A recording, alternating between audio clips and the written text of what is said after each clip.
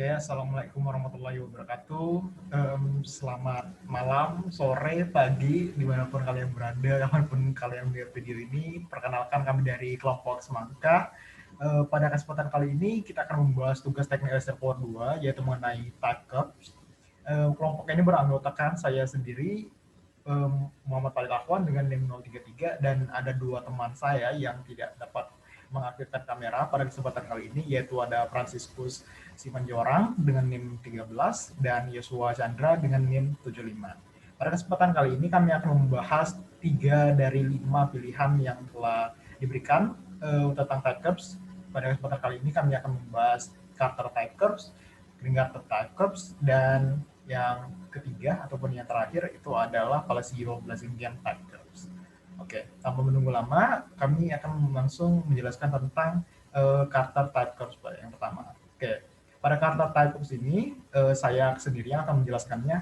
Namun untuk sumber maupun referensi yang saya gunakan itu langsung dari Robert Carter sendiri pada papernya, yaitu yang berjudul Type Curve for Linear Radial and Linear Gas Flow System Constant Terminal Pressure Case untuk SDI pada tahun 1985. Oke, next.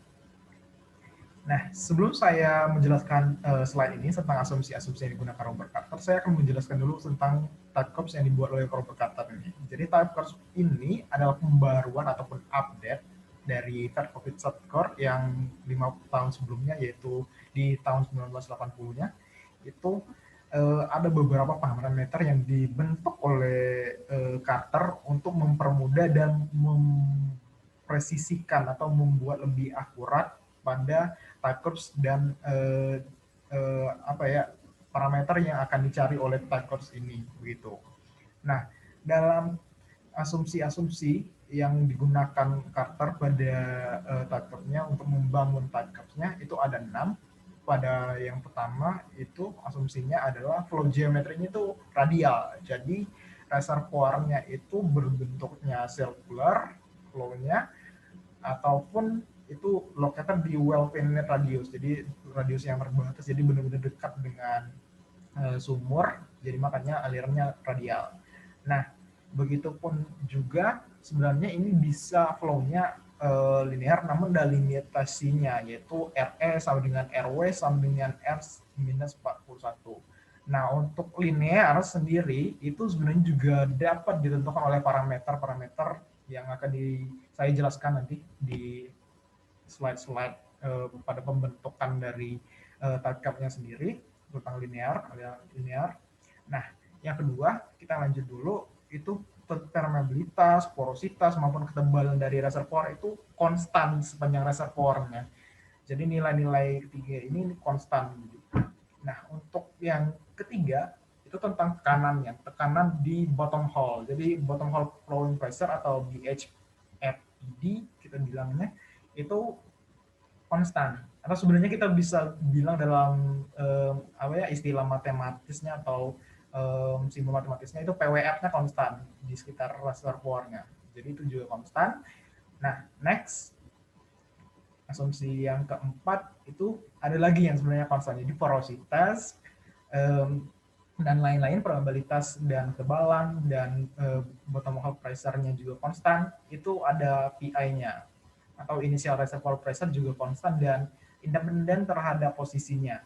Yang kelima asumsinya adalah non-Darcy flow is neglected. Jadi aliran-aliran yang berada di sumber dalam type curve-nya si Carter ini itu menuruti aturan-aturan dari asumsi Darcy. Nah, sedangkan yang tidak mengikuti aturan Darcy itu di neglect atau diabaikan saja gitu.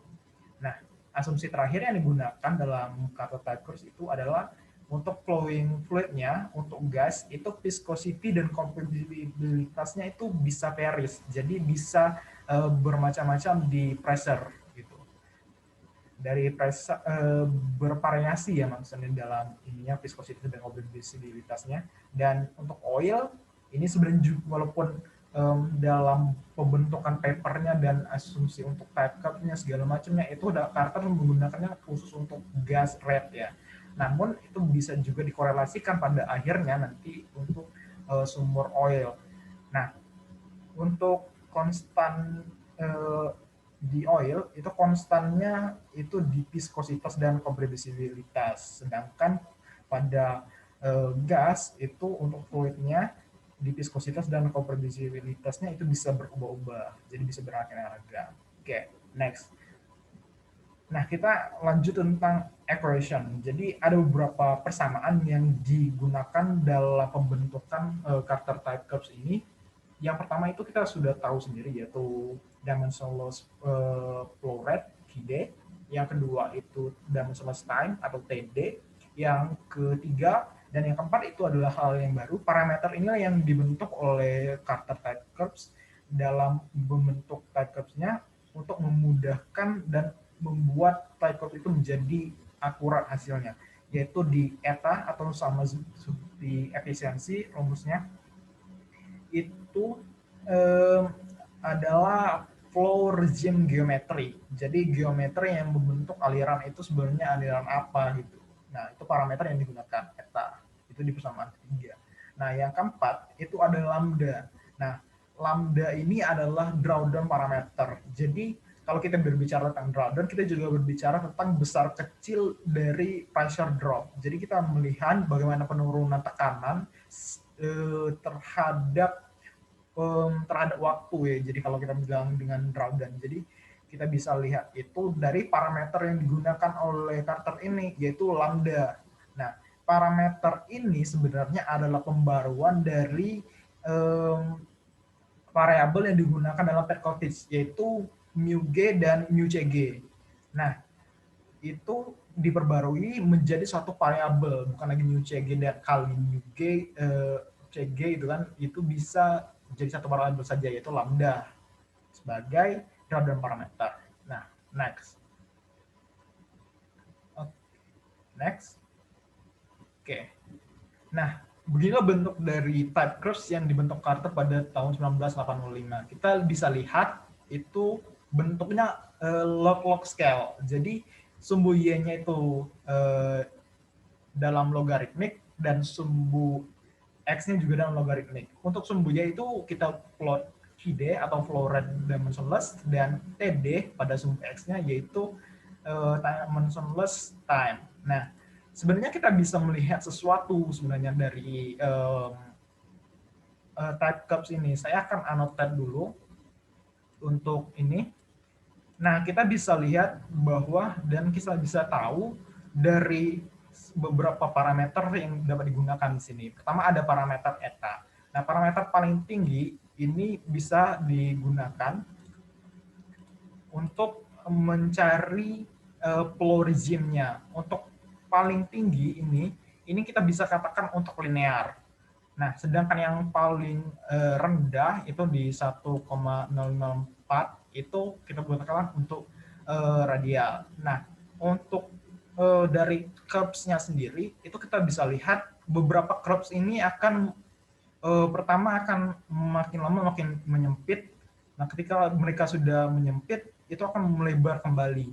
Nah, sebenarnya daerah ketika curves ini menyempit itu kita bisa lihat bahwa mereka kan masuk ke dalam vortex ya, jadi tiba-tiba hilang aja gitu, terus melebar lagi. Nah, daerah itu kita bisa katakan sebagai daerah, kalau bisa kita ambil garis lurus di sini, itu adalah daerah yang memisahkan daerah di sini ini transient, dan di sini kita bisa katakan daerah untuk boundary-nya atau aliran PSS ya, bisa pseudo state gitu, pseudo steady state itu di sini. Ini daerah boundary yang dipengaruhi oleh boundary. Nah, yang bisa kita lihat lagi dari TypeScript ini, untuk yang nilai yang maksimum ini menandakan tentang alirannya. Aliran apa yang di curves yang paling atas ini, itu adalah aliran linear. Nah, aliran linear ini dalam Carter itu menandakan sumur-sumur yang di fracture hydraulic gitu. Jadi alirannya itu linear. Jadi mereka itu alirannya langsung lurus satu arah begitu. Nah, sedangkan di yang sini, yang bawah, ini kita bisa lihat bahwa ini adalah aliran dari sumur-sumur radial. Nah, dari bagian transient ini kita bisa tahu flow regime-nya apa gitu. Apakah dari transient ini, dari bentuk flow geometrinya itu apa, linear atau radial. Nah, sedangkan di boundary ini kita juga bisa melihat kondisi-kondisi reservoir yang bisa kita buat nanti pada ujungnya untuk mengkarakterisasi dari reservoir kita. Nah, ini kita bisa lihat, ini mengikuti nilai dari si lambda ini. Nah, ketika lambdanya 1 ya begitu, jadi lambdanya semakin besar gitu, itu kita bisa lihat time-nya itu juga semakin kecil loh. Jadi semakin besar nilai lambda ini atau parameter-parameter yang disusun dalam lambda ini, berarti pressure drop itu akan semakin besar. Nah, ketika kita melihat nilai lambda ini kecil, ini sekitar 0,55 atau hampir setengahnya dari yang pertama tadi, itu pressure drop-nya akan malah semakin kecil. Jadi sumur itu tekanannya akan menjadi sedikit lebih lama begitu. Nah, inilah yang akan menjadi asumsi dan data yang akan kita gunakan untuk mencari parameter berikutnya menggunakan type curves ini. Oke, saya clear dulu sebelum lanjut ke slide berikutnya. Oke, sekarang bisa di next. Nah, untuk cari data dan menyusun datanya gimana sih?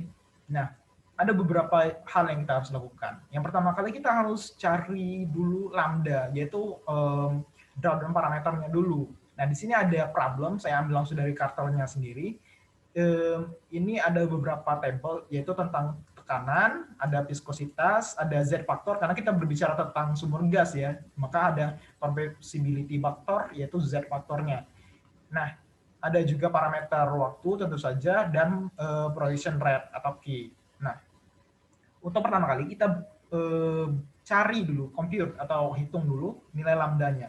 Nah, nilai lambda ini kita dapat cari dengan mencari beberapa data atau memasukkan beberapa data, yaitu PI atau initial reservoir pressure, ataupun yang kedua itu nanti kita juga harus cari yaitu BHFP atau bottom hole flowing pressure tadi, itu PWF sama saja, dan yang ketiga itu μg atau nanti kalau kasusnya di oil itu bisa di μO yaitu viskositas, yang keempat itu Z faktor. Nah, yang kelima itu MP atau log-lognya, jadi real pseudo pressure-nya gitulah, bisa dibilang seperti itulah ya, kalau kita lihat di Horner ataupun yang lainnya. Nah, nanti ada dong korelasinya, tapi untuk masalah Z faktor ini akan kita rada sulit ya kalau kita tentukan nanti untuk di oil mungkin ya, dan itu pun tidak dibahas di data lebih lanjut untuk oil itu seperti apa. Oke. Nah, selanjutnya, next kita lanjut ke prosedur yang kedua. Nah, setelah kita dapat beberapa data tersebut, kita akan plot dalam Q versus T. Nah, sebelum itu kita harus konversi dulu kan ke dimensionless-nya dulu, dan caranya juga sama dengan kita mengubah dalam Pet Cottage. Nah, itu ya kita kalau cari QD ya sama aja gitu, berarti QT per QI ya, initial rate-nya. Nah, kan kalau di untuk ngubah ke PD-nya itu ya kita bisa juga pakai DI dikali T, yaitu initial decline rate-nya dikalikan dengan time-nya, itu juga bisa. Ataupun kita bisa juga pakai korelasi untuk dimensionless yang lainnya, sama saja. Nah, setelah yang ketiga, kita kan sebenarnya mau melihat apakah data yang kita punya itu matching nggak sih sama si type curves-nya sini. Kita ibaratnya tuh ngejiplak type curves yang kita punya, itu entah di Excel ataupun apa, terhadap curves-nya ini di si si Carter. Kita mau lihat, kita mau jiplak ke situ. Apakah nurutin nggak sih type curves yang udah dibuat Carter nih? Kita mau lihat itu. Nah, kita kan juga punya parameter yaitu namanya lambda. Nah, dan lambda itu cuma 3 pilihan, yaitu 1, 0,75, dan 0,5. Nah, kalau lambdanya tidak mengikuti 3 hal tersebut tuh gimana? Nah, ada pun cara yang di state tapi tidak ditunjukkan, dan masih banyak data yang belum bisa saya jangkau lebih jauh untuk hal ini, yaitu dengan interpolasi dan graphical construction. Jadi kalau lambdanya nggak dapat 1, 0,75 atau 0,5, itu perlu construct grafiknya ini lebih lanjut lagi ya, tadi interpolasikan gitu. Jadi ada type curves yang baru. Nah, kita yang terakhir, ketika kita sudah punya data, seperti kalau kita bisa lihat di gambar ini, itu ada kan titik-titiknya di sini ada titik-titik, ada titik-titik, ada titik, akhirnya akan menuruti type curve-nya milik si Carter ini. Nah, inilah yang kita inginkan, dan pada akhirnya kita korespon dengan hal ini, kita mau matching datanya, sama seperti milik Petkovic, kita mau lihat, kita bisa ambil satu data yang pada akhirnya kita gunakan dalam kalkulasi kita untuk mencari parameter yang ingin kita cari, begitu. Next. Oke, ini adalah yang terakhir. Sebenarnya bisa kita gunakan lebih lanjut lagi kalau kita punya banyak korelasi tentang gas gitu ya. Tapi dominantly atau majority bahwa penggunaan type curve scatter ini kita mau hitung OGIP gitu, original gas in place. Nah, untuk menghitung original gas in place ini kita bisa hitung dari recoverable dulu gasnya atau delta G-nya itu GPI per minus GPF. Nah, sebenarnya kita bisa langsung ya, langsung dimin doang, tapi kita nggak punya nilai ini gitu. Nah, jadi kita gunakan persamaan ini dengan persamaan yang lain, yaitu kita punya parameter yang ini kan sebenarnya dari data kita tadi, yaitu nilai Q kita punya, kita bisa tahu kan nilai Q-nya berapa, terus nilai P di sini kita juga bisa punya, nilai eta-nya kita punya, dan nilai lambda kita punya, QD dan TD juga kita punya dari kalkulasi maupun dari matching point dari type curve kita nanti kita pernah punya. Jadi kita akan gunakan rumus yang ini dan kita akan dapatkan nilai delta G. Dan menggunakan delta G ini kita bisa korelasikan kepada rumus OGIP, yaitu nanti di sini. Jadi pada akhirnya kita akan bentuk, dan kalau nilai ini kita kalikan dengan parameter yang ini. Nah, parameter yang ini PZ, P per Z ini ya, jadi pressure per Z faktor atau compressibility factor, ini dalam keadaan inisial, ini dalam keadaan bottom hole flowing pressure, itu bisa kita cari gitu. Nah, kita kan juga punya datanya tadi, kalau teman-teman lihat itu ada di table sebelumnya, itu kita bisa dapatkan hal itu kan. Nah, pada akhirnya kita bisa kalkulasikan hal ini, maka kita dapat OGIP gitu ya. Jadi setelah kita dapat OGIP, kita bisa cari hal yang lainnya. Sebenarnya kita bisa cari drainage area dan lain-lain sebenarnya dari itu, kalau kita sudah punya kalkulasi yang ini. Nah, saya sempat bilang bahwa ini bisa dikorelasikan untuk oil ya. Nah, korelasinya itu untuk prosedur mostly the same. Tapi perbedaannya kalau kita kan mau cari OGIP itu di gas ya, original gas in place. Kalau oil kan beda lagi kan, bukan OGIP gitu. Berarti OOIP kan, berarti original oil in place. Dan basically kita dapat nilai yang sama juga, tapi ada beberapa parameter yang berbeda gitu. Jadi kita gunakan di slide teman-teman yang ini di persamaan ke-7 ini. Ini kita bisa hitung untuk OIP. Nah, begitu. Oke, next kita langsung ke percobaan kalkulasinya yang sudah sebenarnya saya hitung dan di Carter sendiri juga ada sih. Nah, ini kalau kita hitung ini, nilai-nilai ini yang bisa kita gunakan dengan equation-nya lambda tadi, kita akan dapatkan nilai lambda itu sebesar 0,55. Jadi kalau kita lihat ini 0,5 itu garis putus-putus tegas gitu yang masih gede-gede, berarti mengikuti yang ini kan.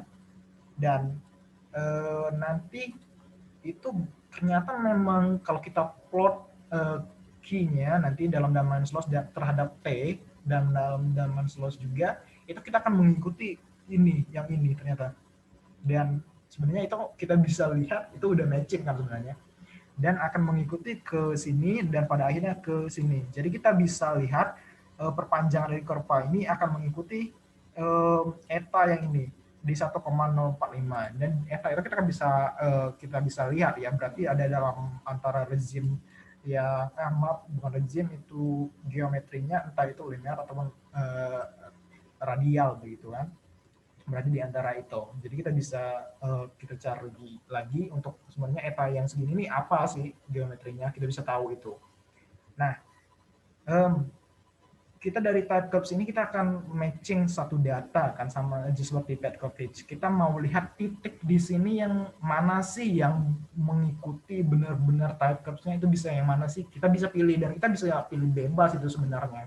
Nah, kalau di sini kita akan dapatkan sebuah titik di sini. bukan titik dari datum yang kita punya di sini, tapi benar-benar titik yang mengikuti kurvanya. Karena kan sebenarnya kan kurva itu terdiri dari banyak banget titik. Bukan berarti hanya yang titik-titik yang kita input kan. Berarti kurva itu kan semuanya adalah titik. Nah, jadi kalau kita ambil suatu tempat di kurva itu, kita bisa dapat data lagi. Nah, data-data itu kita bisa lihat gitu. Kalau untuk yang di sini kita bisa cari di sebenarnya itu daerahnya di sekitar sini. Nanti kita plot aja ke sini. Itu kita udah dapat nilai KD. Kalau kita plot ke bawah kita dapat nilai TD akhirnya. Dan kalau kita mengikuti aliran yang ini tadi, kita dapat nilai eta. Dan untuk nilai T-nya sendiri, sebenarnya kita kan bisa konversikan terhadap eh, nilai DI dikali T tadi kan. Kita bisa konversikan itu kan dari TD kita bisa ubah kita kali atau bagikan dengan DI-nya itu kita bisa dapat nilai T itu pada 1000 hari ke 1000 gitu. Oke. Dan pada KD-nya kita bisa konversikan ulang lagi untuk mendapatkan nilai Q. Pada nilai Q ini kita dapatkan nilai 1 mmSCF per day. Oke, next. Nah, oke.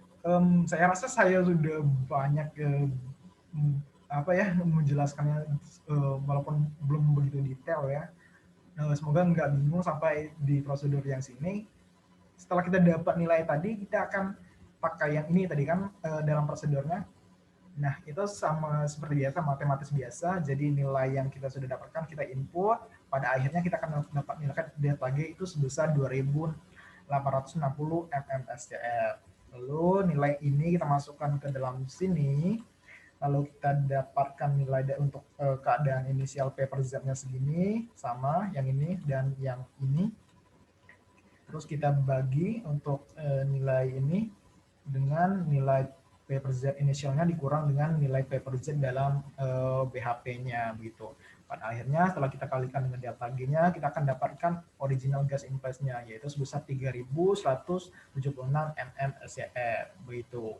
Nah, setelah mendapatkan OJIP ini, dengan harapan kita bisa juga cari dengan korelasi lainnya kita bisa gunakan untuk menjadi parameter-parameter lainnya seperti yang sudah saya sebutkan tadi, salah satunya adalah drainage area begitu. Nah, saya rasa cukup untuk Carter. Saya akan melanjutkan kepada teman saya untuk menjelaskan tahap berikutnya. Saya harap untuk Carter type curves dapat membantu teman-teman mengenai type curves yang ini khususnya. Untuk penjelasan tentang perbedaan dengan Perkovich, nanti kami akan bersama-sama itu di slide akhir menjelaskan bagaimana sih perbedaan dan pro kontranya dari Carter type curves dan type curves yang lainnya terhadap Perkovich begitu. Oke. Boleh di next, saya akan nonaktifkan dan dilanjutkan dengan type curves berikutnya.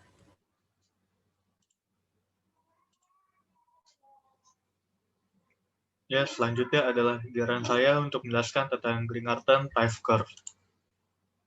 Yang pertama, saya akan memperkenalkan apa itu Gringarton type curve. Gringarton type curve itu mempresentasikan variasi tekanan terhadap waktu untuk konfigurasi sumur reservoir yang ditentukan, atau pressure dimensionless versus TD per CD. Lalu Gringarton type curve sendiri digunakan untuk drawdown pressure testing di reservoir minyak yang tidak jenuh. Bisa dilihat, ini adalah bentuk Gringarton type curve. Yang kedua, saya akan menjelaskan asumsi-asumsi yang digunakan dalam menggunakan Gringarton type curve. Yang pertama itu, sumurnya harus vertikal dengan laju produksi yang konstan. Reservoir homogen tanpa batas, lalu fluidanya satu fasa dengan kompresibilitas fluidanya konstan, lalu skin faktor yang dimiliki itu kecil atau infinitesimal, dan terakhir wellbore storage koefisiennya harus konstan juga. Nah, berikut adalah dimensionless variabel yang digunakan pada penggunaan Gringarton type curve sendiri. Yang pertama itu pressure dimensionless, yaitu bisa dihitung dengan KH per 141,2 kali Q kali B kali mu, lalu dikalikan dengan delta P, lalu dengan pencarian TD sendiri itu dengan 0,002637 dikalikan dengan K per porositas kali mu kali CT kali RW kuadrat lalu dikalikan dengan delta T. Lalu CD sendiri itu bisa dihitung dari 0,8936 dikalikan dengan C per porositas kali CT kali H kali RW kuadrat. Lalu nantinya didapatkan hasil TD per CD sendiri sama dengan 0,000295 dikalikan dengan KH per mu dikalikan dengan delta T per C. Lalu selanjutnya adalah prosedur dalam penggunaan Green-Cartan type curve.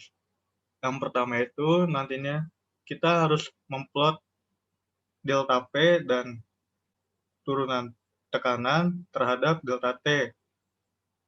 Lalu yang kedua, setelah kita memplot delta P dan turunan tekanan terhadap delta T, nanti kita akan matching kepada Green-Cartan type curve sendiri.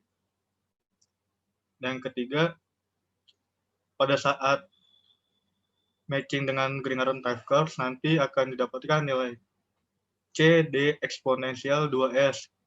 Lalu setelah itu kita akan mengambil match point yang didapatkan dari hasil plot tadi. Nah, nantinya kita akan mendapatkan nilai PD, TD per CD, lalu ada delta P dan delta T yang digunakan untuk perhitungan kemudian. Nah, berikut kita akan masuk kepada contoh perhitungan yang menggunakan Green-Cartan type curve. Nah, yang berikut ini diketahui data pressure drawdown testing yang dilakukan dari delta T sama dengan 0,00432 jam sampai delta T 34,57154 jam. Dan ada data delta P dan P derivatifnya juga. Lalu diketahui juga data lainnya seperti porositas, viskositas, kompresibilitas, RW, BO, H, dan Q. Lalu dari data ini, kita disuruh menentukan nilai permeabilitas, wellbore storage coefficient, dan skin factor-nya. Yang pertama itu, seperti prosedur yang pertama, kita memplot tekanan dan turunan tekanannya terhadap waktu dengan skala log. Nah, data yang tadi itu, jika kita plot dengan skala log, maka hasilnya seperti berikut ini. Lalu kemudian kita timpa kurva yang telah ada dengan kurva Green-Cartan-nya. Lalu nanti akan menjadi seperti ini. Dan kita harus mencocokkan titik-titik merah dan titik-titik kuning kepada kurva Green-Cartan-nya agar mendapatkan nilai CD eksponensial 2S-nya. Nah, setelah itu kita mendapatkan nilai CD eksponensial 2S-nya. Nah, seperti yang contoh soal sekarang ini, itu didapatkan nilai CD eksponensial 2S-nya itu sebesar 10⁻20. Lalu yang keempat, kita mengambil titik match point yang terletak di luar kurva pada plot grafik yang ada. Lalu dari situ kita menarik garis akan menemukan nilai delta P itu sebesar 130,5 dan pressure dimensionless-nya 10⁻1. Lalu tarik ke bawah kita mendapatkan nilai delta T sebesar 0,004 jam dan nilai TD per CD-nya sebesar 10⁻0 atau 1. Nah, dengan data yang diketahui dari grafik tersebut, maka kita dapat menghitung nilai permeabilitasnya.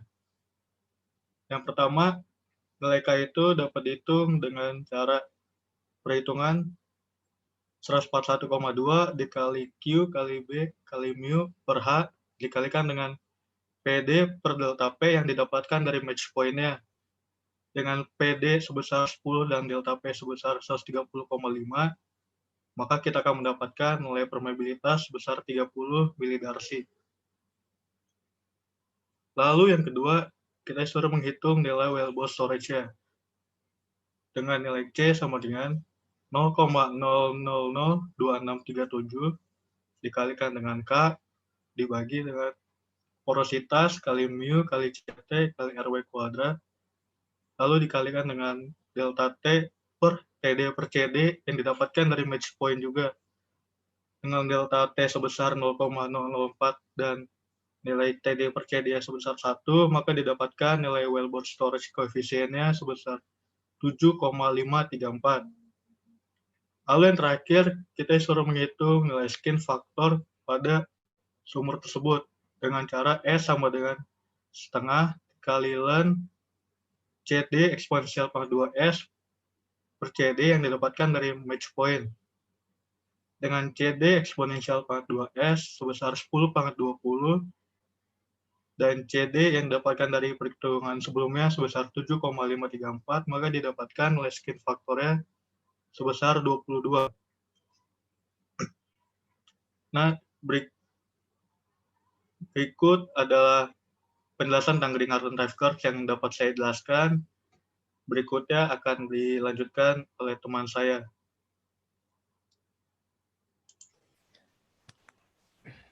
Baik, terima kasih untuk penjelasan sebelumnya. Sekarang kita akan masuk ke Blessing Game and Palacio type curve ya. Kebanyakan orang bilangnya ini Blessing Game type curve untuk lebih memudahkan pembacaan. Jadi ini memang terbentuk berdasarkan Verkovitz dan Carter type curve.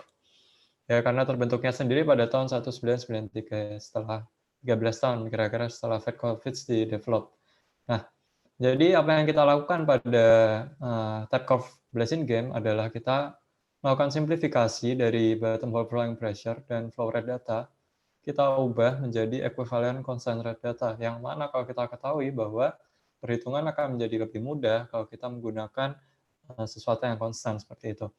Jadi basic dari Palacio and Blessing Game type curve ini, kita menggunakan kombinasi dari material balance dan pseudo steady state equation yang nanti kita akan lihat bagaimana relasinya. Nah, kedua hal tersebut akan menghasilkan suatu time function baru yang bernama normalized material balance time function seperti yang sudah tertulis di sini. Oke, slide selanjutnya. Next. Kita masuk di basicnya. Seperti yang sudah saya bilang tadi, kita menggunakan pseudo steady state dan material balance.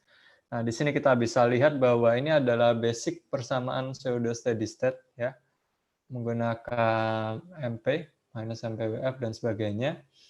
Nah, kita dapat menyederhanakan persamaan ini sehingga menjadi delta MP per Q equals to BPSS plus MT, di mana BPSS adalah B untuk pseudo steady state dan slope-nya adalah M. Seperti yang kita bisa lihat di persamaan di depan. Kemudian slide selanjutnya. Nah, setelah kita mengetahui basicnya, maka kita akan mengubah bagaimana caranya kita mengubah gas production data yang kita punya itu menjadi equivalent constant rate liquid data. Karena ini adalah basic dari Palacio dan Blessing Game itu sendiri. Kita mengubah dari data biasa menjadi equivalent constant rate liquid data. Nah, maka kita akan dapatkan pseudo equivalent normalized material balance. Ini yang kita gunakan, yaitu dinotasikan sebagai TA. Kita bisa lihat pada rumus finalnya, final equation ada di sebelah kanan dengan kotak merah. Dan di situ kita bisa perhatikan bahwa di dalam normalized material balance time ini sendiri, kita bisa lihat ada komponen dari pseudo steady state dan komponen dari material balance. Kemudian slide selanjutnya. Yap. Ini adalah bagaimana cara kita menghasilkan decline curve analysis di bawah variabel rate dan pressure. Karena apa yang kita inginkan dari Palacio dan Blessing Game type curve ini sendiri, kita akan menggunakan QDDI nantinya berlawanan dengan TA juga. Jadi ini yang akan kita hasilkan nanti. Di situ kita bisa lihat ada komponen PSS dan juga ada komponen dari pseudo steady state sendiri. Kemudian selanjutnya. Nah, bagaimana kita kalkulasi menggunakan Palacio dan Blessing Game type curve? Nanti di akhir saya akan tunjukkan bagaimana tipe kurvanya, bahwa tipe kurvanya itu akan mengandung unsur QDDI dan QDDID, di mana QDD itu sebenarnya adalah flow rate untuk dimensionless ya, karena di semua type curve itu sendiri menggunakan dimensionless time. Nah, yang perlu kita lakukan pertama kali tentu saja menentukan QDDI ini untuk yang inisial dan QDDID. Nah, selanjutnya apa yang kita lakukan? Sebelumnya sudah saya singgung mengenai TA ya, normalized material balance time. Nah, itu juga kita kalkulasikan terlebih dahulu. Kemudian kita akan lakukan plot di mana QDDI ini berada pada sumbu Y dan TA pada sumbu X. Next. Nah, setelah kita menemukan itu, kita bisa masuk ke other properties. Ya. Sebenarnya pada Palacio ini sebenarnya ada step yang panjang untuk bisa menentukan nilai dari initial gas in place ya. Karena sebenarnya ada step sebelumnya yang menggunakan beberapa kali iterasi untuk menentukan G. Nanti kita akan matching G yang sebelumnya dengan G yang terpampang di sini. Tapi kita akan gunakan ini. Pada step 1 kita bisa langsung kalkulasikan D. Di mana kita sudah temukan tadi nilai TA-nya dan QDD-nya yang kita sudah tentukan sebelumnya. Nah, dari kita punya nilai G, kita bisa calculate A, yaitu drainage area ya dari reservoir. Dan kemudian kita bisa kalkulasikan nilai dari RE, radius dari reservoir itu. Nah, selanjutnya, ya, kita bisa kalkulasikan RWA, juga skin factor, juga permeabilitas. Nah, kita bisa notice di sini bahwa sebenarnya apa yang bisa kita temukan ini kurang lebih sama ya dengan Fedkovich karena memang basic dari Palacio Basin Game ini sendiri adalah Fedkovich type curve. Maka dari itu pada endingnya kita bisa menentukan berbagai parameter yang mirip-mirip dengan Fedkovich.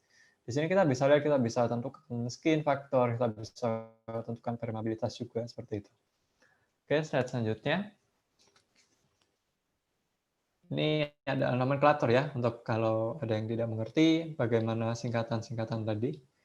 Oke, next.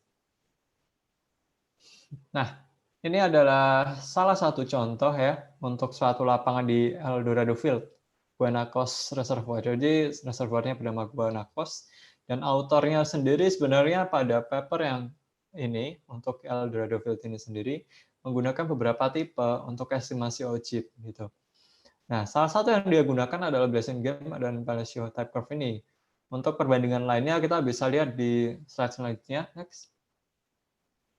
Nah, autornya itu menggunakan 3 tipe ya, antara material balance, volumetric, dan multiple Basin Game TC.